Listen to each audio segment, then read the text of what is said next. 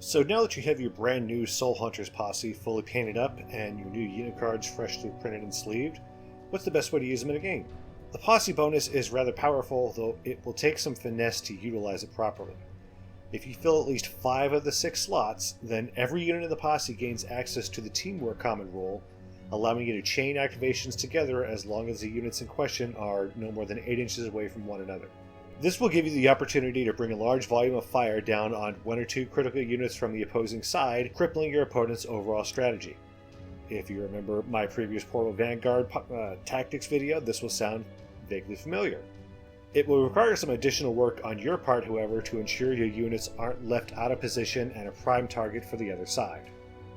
Like the Portal Vanguard posse, the Soul Hunters have 2 units available with Portal Mastery and a Posse Bonus granted Teamwork. This posse will operate much in the same way as the Portal Vanguard list does, but without the added benefit of units coming out of reserve from the portals themselves. You'll have much of the same Alpha Strike capability, however. This combined with the large amount of attuned weaponry almost makes you think these guys are a hard counter to the Order.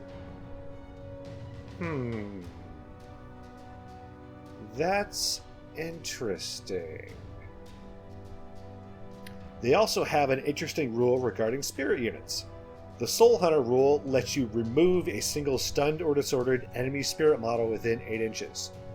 While not that effective currently due to the fact that spirit apparitions were released only recently, as well as few units having the spirit keyword, it's a nice bit of flavor that emphasizes their function in the dystopian age. There is another interesting note about this posse. Slot 6 lets you take any unit with the agent trait, much like the Secret Service posse. You can look at most of the various agent options in my Secret Service posse video. I'll be adding a section on the non-face agents now, available in this video, however.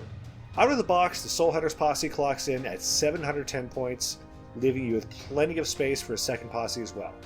All but the last posse slot is provided for you with this box, and it's a good size for smaller games after you pick up the basics of Wild West Exodus. We'll also be discussing some potential additions to this posse to bring your list up to tournament level. Your first decision should be what to use in that final slot.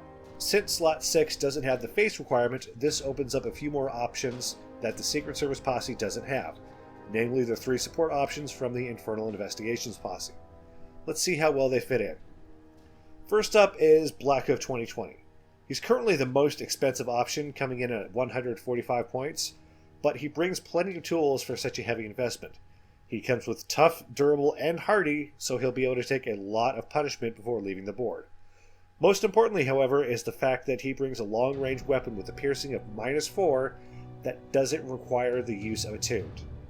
He can also be brought back by Catherine Holst thanks to her jury-rig automaton rule. If you have the points to spare, he's a prime candidate. Next up is Ida Saxon. If you really want to reach out and touch someone, she's your gal. Her Eagle Claw rifle has shred and linked on a crit, and a piercing of -3.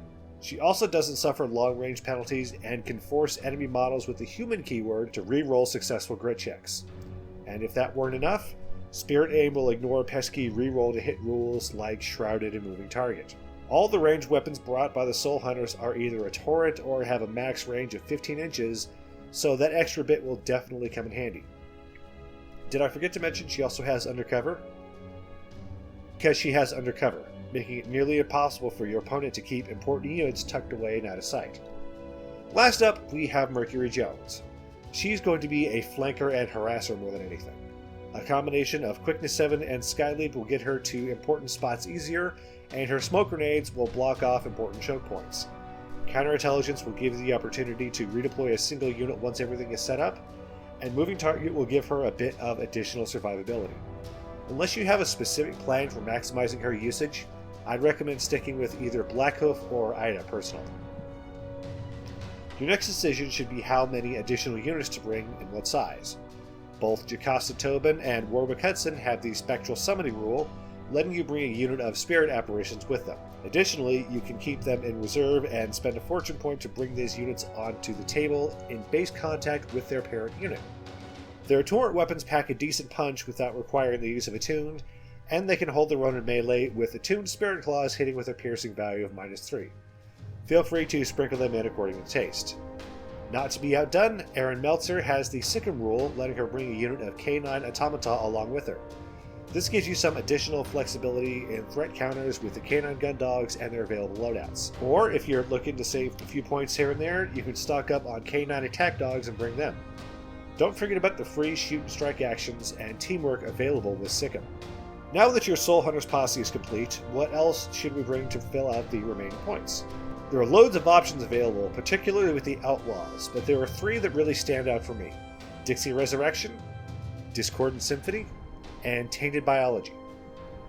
The Dixie Resurrection posse is a good choice if your main focus is getting in your opponent's face as quickly as possible. Annabelle Hamilton will bring a 3rd instance of Portal Mastery, letting you get up close and personal as quickly as possible.